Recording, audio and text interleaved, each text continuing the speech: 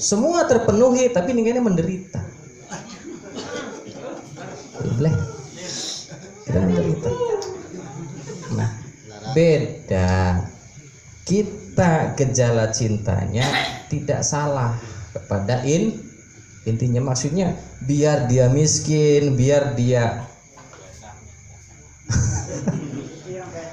maaf.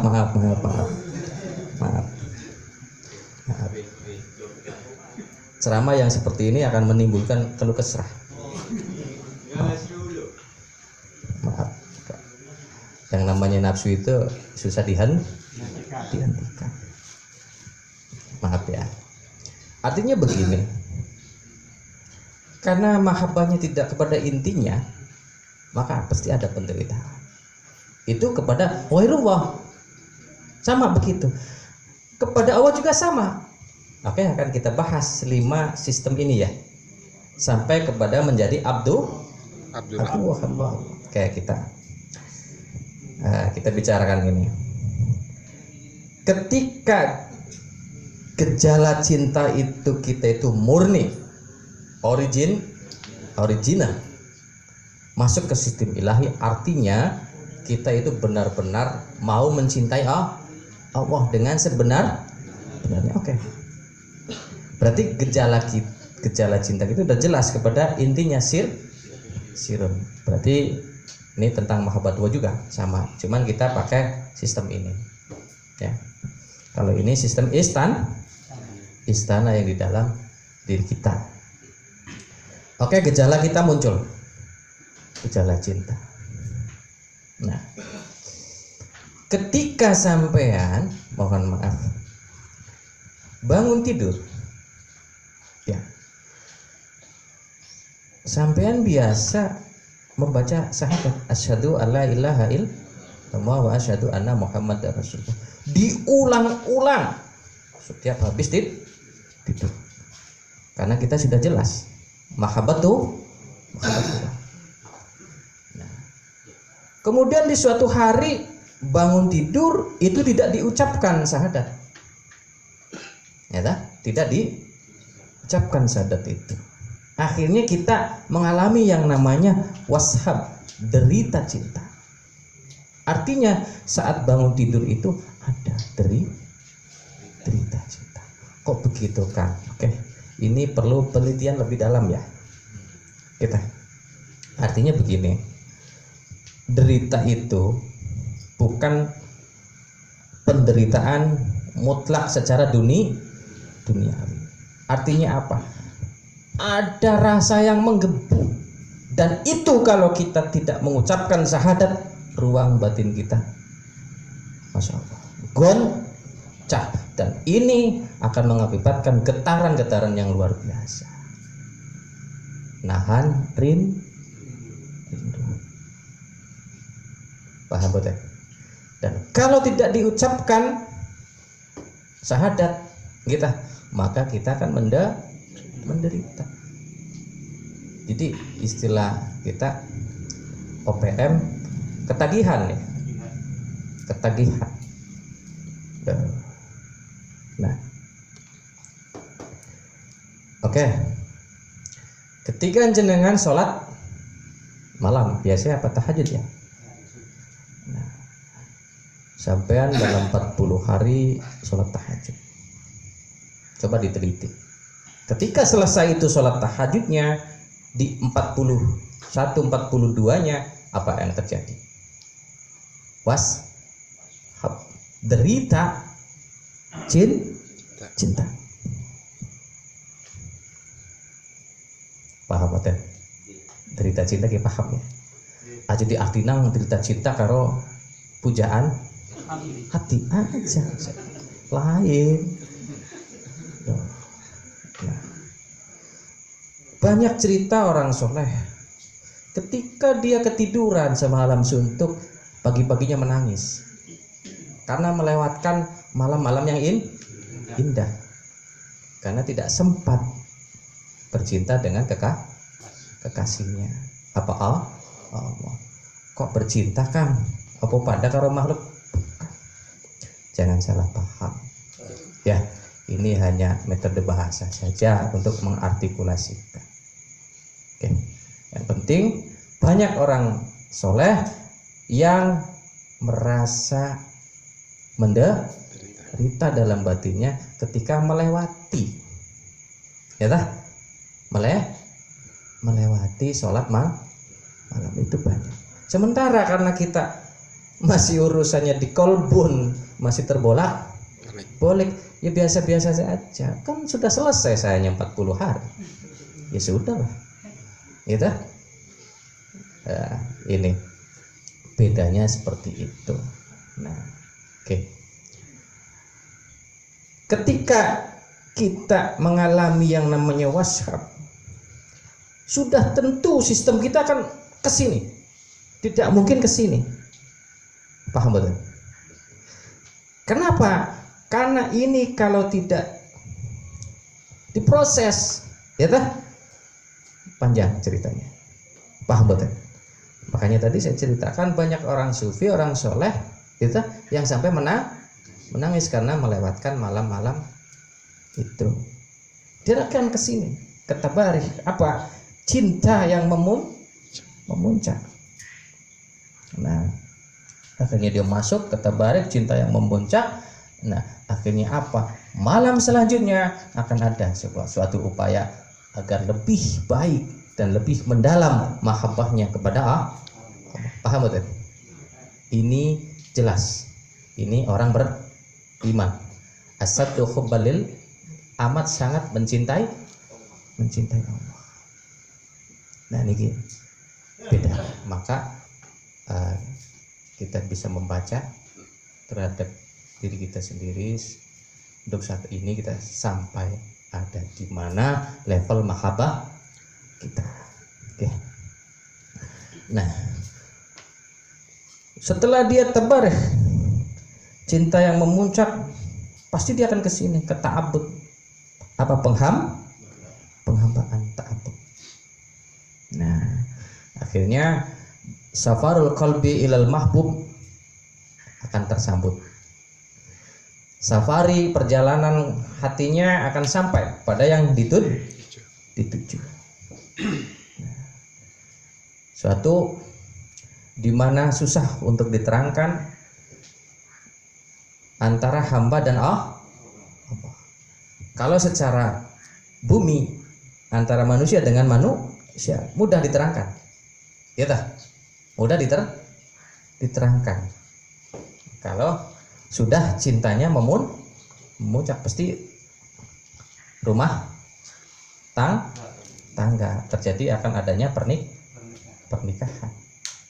Ya, nah, ini susah karena sudah benar-benar mencintai Allah dan dia masuk ke ta'abbud sebagai penghambaan, dan kemudian dia akan menjadi abdu hamba Allah. Karena predikat abdu ini, hamba Allah ini sudah jelas, mahabbatullah. Nah, kemudian ini ada gambar orang bersila, dan ini hanya sebagai gambaran saja untuk mudah menjelaskan.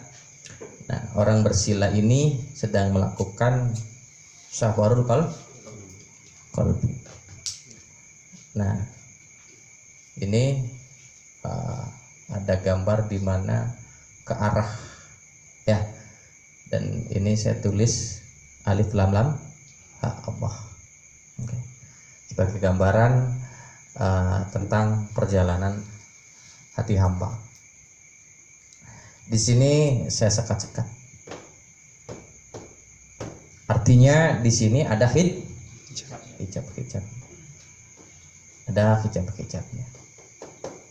Nah, kita juga yang namanya perjalanan tentu sampai di sini, ya lah. Terus dipertanyakan, terus enggak? Ya dah, jalan enggak? Atau jangan-jangan kita terus di sini?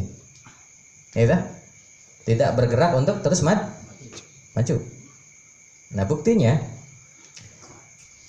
kalau dalam 7 hari kita tidak mengambil sholat malam, sudah jelas kita kalau dalam dunia tarekat itu bukan salik.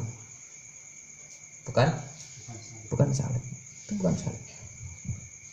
Jadi kata-kata salik itu nggak main-main. Ya teh. 1 minggu katakanlah tidak berupaya untuk mendekati itu bukan salik. Paham betul? Yang namanya salik adalah orang yang terus meningkatkan takarrubnya kepada Allah. Terus meningkatkan, itu namanya salik. Nah, jadi disinilah saya menekankan, walaupun awalnya kita harus bersikeras, tapi itu harus paham, itu harus jelas bahwa kita yang tekankan itu adalah untuk menimbulkan apa? Gejala cinta urok. Nah, itu sederek. Nah, agar kita bisa tembus kepada hijab ini. Nah, saya harap, saya himbau kepada para salik di mana saja, tolonglah untuk menimbang waktu. Karena apa? Tadi dari awal sudah saya jelaskan. Perjalanan spiritual itu ada 3. Yang pertama, orang yang berjalan spiritualnya pada awal kehidupan. Artinya di masa muda sekali, dalam umur beberapa tahun, masih muda beliau ini meninggalkan rumah, uzlah. Dan ini di luar logika umum. Nah, mereka keluar meninggalkan keluarga, meninggalkan teman-temannya dan segala-galanya, hidup di bawah dirinya sendiri. Dia tuju Allah Subhanahu wa ta'ala. Setelah selesai, beliau akan turun di masyarakat menjadi pembina rohani, menjadi guru. Nah, kemudian yang kedua ada orang yang memang berjalan apa adanya di masyarakat. Dia sekolah, dia belajar, dia usaha, dia umum. Kemudian di masa-masa tuanya dia memilih waktu untuk melakukan perjalanan spiritual secara khusus dengan waktu yang khusus. Dia tinggalkan semuanya 5 tahun contoh. Tinggalkan. Dia khusus kepada Allah. Ya toh? Memperjalankan cintanya kepada Allah. Nah, kemudian dia pulang kembali. Atau dia memilih jalan yang khusus, dan ini tidak bisa dibicarakan. Nah, kemudian yang ketiga adalah setiap hari, tidak di awal, tidak di akhir, dan terus kita berproses di masyarakat, keluarga, dan diri kita sendiri. Artinya tiap hari di situ kita harus memilih waktu-waktu kita untuk melakukan spiritual, mengembangkan perjalanan rohani kita. Nah, untuk itu saya tekankan di sini kepada para salik di mana saja, tolong ketika malam atau ketika siang, tolong kontrol istana di dalam dirinya, bentuk gejala-gejala cinta. Ya dah, ayo pikirkan, ya dah, ayo kondisikan agar di tiap hari kita itu terus seimbang. Kalau dipertanyakan, kita susah Kang, karena apa? Hidup kita lagi begini Kang, saya banyak cobaan, ya dah. Kalau saya nggak malu, saya mau bilang Kang, saya sedang menderita, ya dah. Kalau dijawab, memang setiap makhluk hidup itu punya jalan penderitaannya masing-masing. Ya dah? Kucing punya jalan penderitaannya. Ya dah? Tikus punya jalan penderitaannya. Kambing termasuk sampean dan saya punya jalan penderitaan, dan itu ada. Tapi juga punya jalan kebahagiaan. Kucing walaupun hidupnya sendiri setelah dewasa bahagia belum? bahagia. Cuman kalau dia ketemu air bari, ya tak? Nah, dah. Kenapa? Ini harus kita renungkan, harus kita tanamkan. Kalau kita merasa menderita, tolonglah mencoba untuk merasakan penderitaan orang lain. Kalau kita sedang bahagia, tolonglah kita harus merasakan kebahagiaan orang lain. Sama seperti itu. Kenapa bisa begitu, Kang? Penderitaan dan kebahagiaan. Saya simpulkan, sampean bisa datang ke sini dan bertemu saya, jasanya siapa? Jasanya ibu. Kalau ibu tidak melahirkan sampean tidak bertemu dengan saya. Ya tak? Jasanya seorang ibu. Saya juga kalau nggak ada ibu nggak bisa ketemu karo sampean. Paham ya? Artinya begini. Dunia ini harus seimbang. Harus seimbang. Segala sesuatu yang diciptakan itu semua saling membutuhkan karena mereka dibutuhkan. Setiap yang diciptakan Allah ini ada kekhususannya. Paham betul?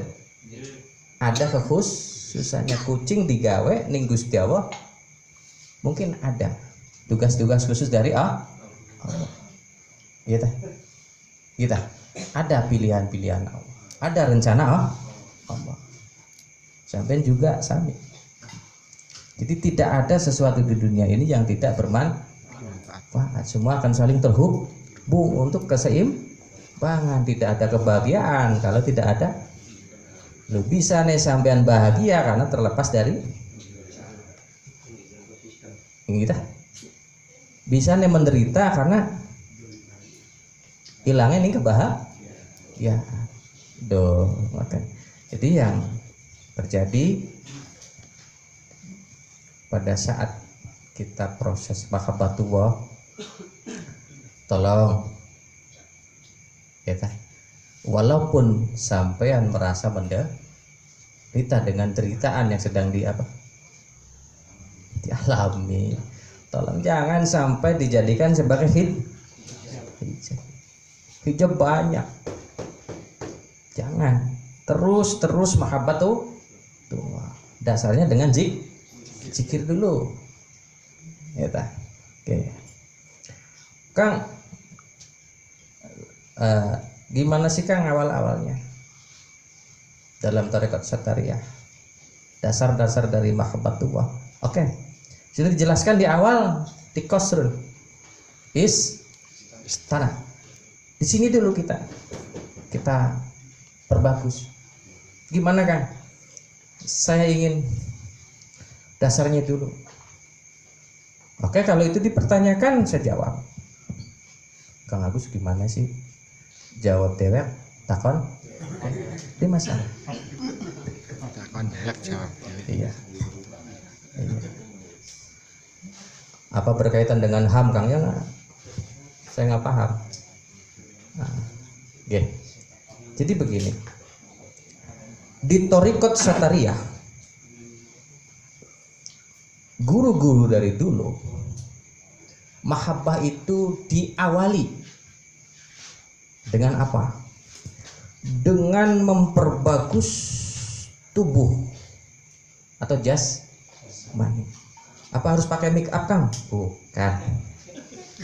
Apa harus pakai jaket yang bermerek? Bukan. Ya, artinya, maksudnya yang memperbagus ini adalah wudu.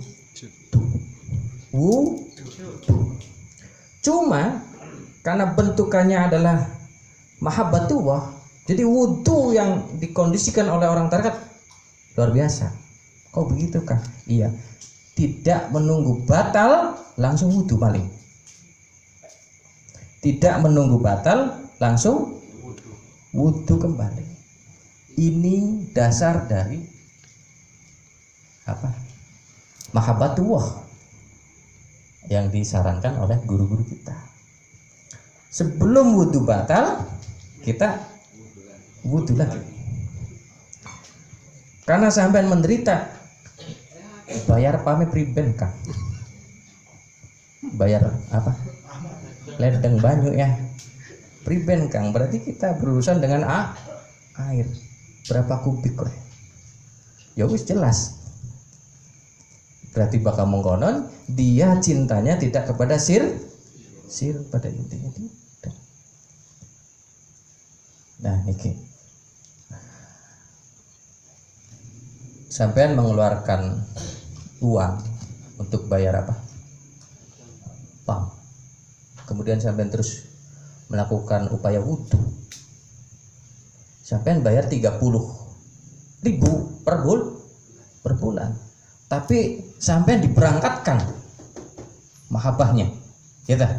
Karena niat sampai Kang pertama diberangkatkan oleh Allah. Karena ada yang berusaha, ya dah, secara keras, ada juga yang mendapat khusus dari Allah. Jadi untuk itu dengan 30.000 sampai mengeluarkan, walaupun dulunya 20.000 hanya selisih 10.000. Tapi karena sampai diperjalankan maka 10.000 itu nggak ada artinya apa-apa. Paham betul maksudku? Nah, artinya begini. Dulu guru saya juga memerintahkan seperti itu. Coba proses diri, ambil wudhu sebelum batal. Nah, jadi waktu itu karena di lapangan ya, terus mau buang apa? Angin, itu kan membatalkan apa? Wudhu ya, secara syariat. Saya cari air. Nah, karena sudah dibiasakan dan sudah dibentuk, gitu. Maka yang namanya washab, derita cinta itu ada, paham betul? Jelas betul? Derita cinta itu ada.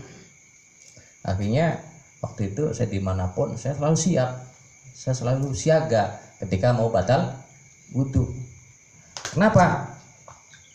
Sudah ada penjelasan khusus dari Rasulullah. Al wudu alal wudu nurun ala. Orang yang punya wudhu, orang yang berwudhu, kita kembali sebelum dia batal. Itu kata Rasulullah, nurun ala nur. Artinya kita rujuk jasadnya itu bagaikan nur di atas nur. Paham ya? Nah, itu himbauan dari Rasulullah. Itu hadis dari Rasulullah. Bahwa orang yang berwudu sebelum batal itu dia seperti nurun ala. Nah, jadi kalau ini bisa menjadi sebagai perbendaharaan ilmu dan kesiapan seluruh salikun di mana saja, cobalah gejala cintanya dibentuk. Kita mencoba dulu 1 minggu misalnya untuk wudhu, dan kita nanti kalau mau batal coba, ya dah, mau batal, oke kita wudhu, ya dah. Nah, terus gimana Kang kalau kita kentut? Apa nggak boleh? Ya kentut saja, karena ini sebuah proses upaya penyemangatan diri, kita nggak apa-apa. Kentut terus wudhu kembali. Nah, jadi ada upaya yang lebih khusus. Imam Syafi'i termasuk adalah pelopor ya. Beliau itu orang yang mendawamkan wudhu, dan banyak imam-imam ahli ilmu yang mendawamkan wudhu. Nah, termasuk saya dengar dari guru saya Mbah Sunan Gunung Jati juga termasuk orang-orang yang mendawamkan wudhu, ya. Kenapa? Beliau waktu di sana airnya tidak seperti di Indonesia. Tapi ketika beliau di Indonesia, beliau menyaksikan betapa air yang melimpah di tanah Cirebon ini, dan beliau memberi pengertian kepada santri-santrinya waktu itu, dan dari tangkapan santri-santrinya beliau itu termasuk adalah orang-orang yang mendawamkan wudhu. Nah, jadi untuk ini agar ada gerakan yang lebih power, ada dorongan yang lebih kuat. Jadi saya himbau silakan, gitu. Silakan. Qasrul tanah itu harus bersih, harus teratur, harus dikontrol dan sebagainya. Dan jalan satu-satunya adalah dengan wudhu. Terus coba. Pertama, karena kita itu levelnya level safil terbawah, dipaksa kalau boleh korul pleret, main ke korul gempol, bawa galon, ya dah? Bawa galon, nanti kalau digoda batal di gempol, sudah disiapkan air wudhu. Jelas, paham? Alhamdulillah. Jadi walladzina amanu asaddu hubbalillah adalah hiburan khusus dari Allah, dan kita sebagai hambanya juga harus paham bagaimana tentang iman kita dan kecintaan kita kepada Allah. Jadi mangga sampean coba tentang wudhu ini, karena saya anggap penting, karena ini juga dari pelajaran mursyid, karena untuk memperbagus istana wudhu perlu diaktifkan ya, ilmu wudhu. Oke. Jadi seperti itu penjelasan kali ini, pembahasan kali ini tentang mahabbatullah para salik yang didasari oleh wudhu agar istananya, qasrunnya itu bagus, bersih ya. Kemudian sadrunnya itu, dadanya itu mengikuti, karena bagaimanapun kolbun ini tergantung jasmani, gitu? Tergantung jasmani. Jadi bagaimanapun ini tingkat dasar perlu sekali, dan ini didasari dengan wudhu. Karena dengan wudhu mulai menjaga perangkat indrawi, karena ini semua disentuh dengan air sebagai simbol pencucian. Nah, untuk itu dengan wudhu insya Allah semoga sampean istananya bagus, dan sadrunya, dadanya juga bagus, kolbunya oke, fuadun pun mempunyai cinta yang mendalam, kemudian lubun nanti akan disambut oleh yang kita cintai, sehingga kita akan sampai kepada sirun inti yang kita cintai mahabbah kepada Allah, cinta kepada Allah. Okay. Untuk hijab tidak ada jalan lain, karena kita levelnya level acak adul, tiada jalan lain kecuali dipaksakan.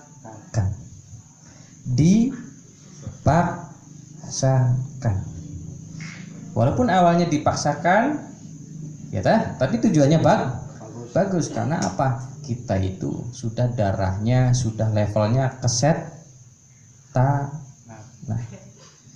ya darah kita dibentuk oleh kemalasan. Kita makin malas ya, energi masuk kemalasan itu ke unsur-unsur tubuh. Akhirnya tubuh kita menjadi malas. Kalau nggak dipaksakan, waduh, ingat kita sudah punya anak, kita sudah punya cucu. Ingat waktu tidak bisa digambarkan, segera dipaksakan. Ayo bikin namanya gejala cinta. Oke, kita mahabbatullah lewat jalur sholat. Oke, mahabbah kita lewat jalur wudu. Oke, mahabbah kita lewat jalur zikir, lewat jalur tidur. Kita lewat jalur apapun silakan. Kita buktikan bahwa kita itu semakin iman kepada Allah Subhanahu wa taala. Oke, para sedulur yang berbahagia yang saya muliakan, saya rasa dengan penjelasan ini sampean mulai memahami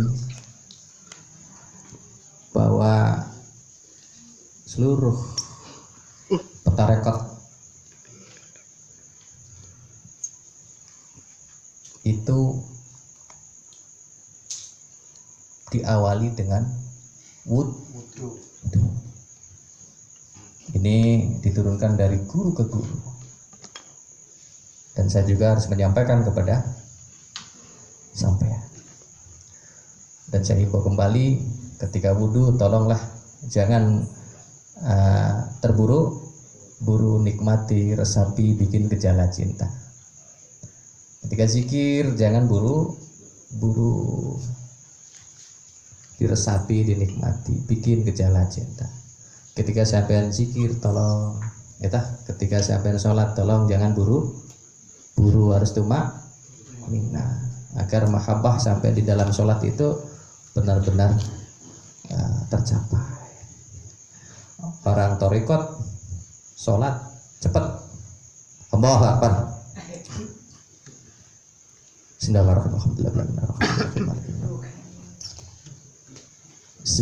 qul huwallahu ahad Allahu samad, Allahu Akbar,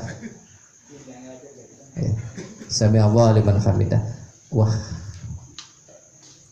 iyalah, kita di Sataria tidak diajarkan seperti itu.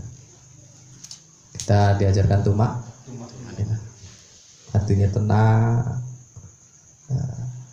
hati-hati, pelan-pelan nikmati ketika kita sholat.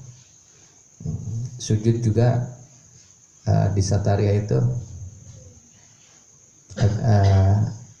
agak sedikit lama ya. Artinya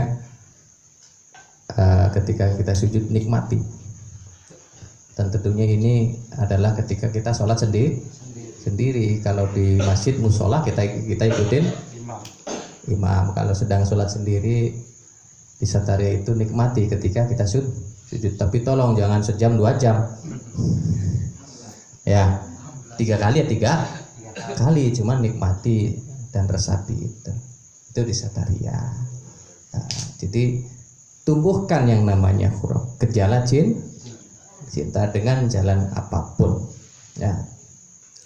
Insya Allah ketika jenengan sedekah, dibentuk hidupnya dengan sedekah dan terus bersedekah, diulang-ulang sedekahnya, sehingga akan membentuk yang namanya gejala cinta. Dan kalau tidak sedekah 1 minggu pasti gejala derita cinta.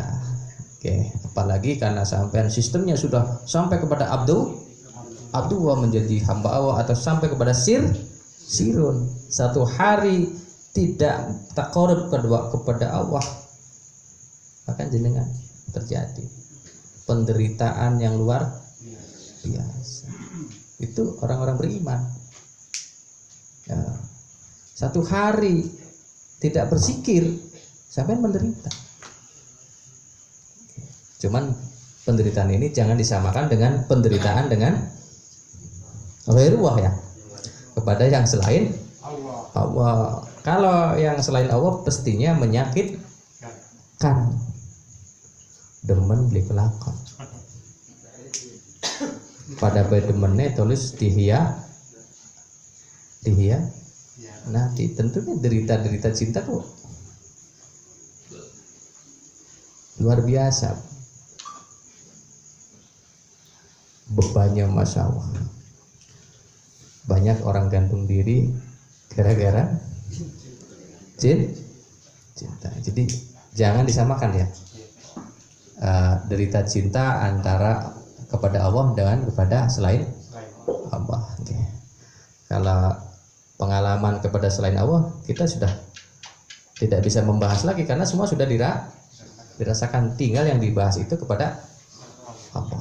Oke, sekian, semoga kita semakin mendapat perbendaharaan ilmu, semoga kita semakin jelas, semoga apa-apa yang selama ini menjadi pencarian kita semakin terbuka, semakin dimengerti.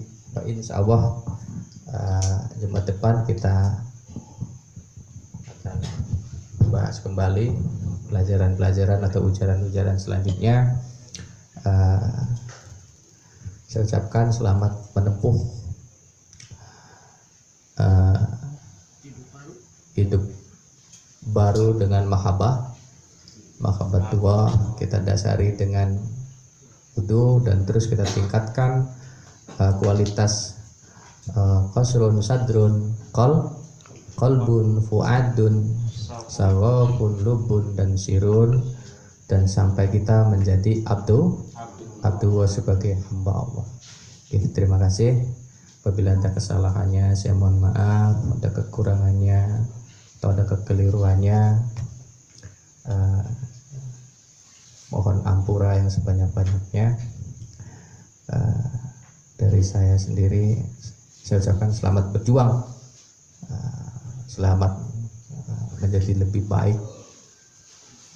Insya Allah orang yang sudah masuk thariqat berarti dia keren. Assalamualaikum warahmatullahi wabarakatuh. Waalaikumsalam.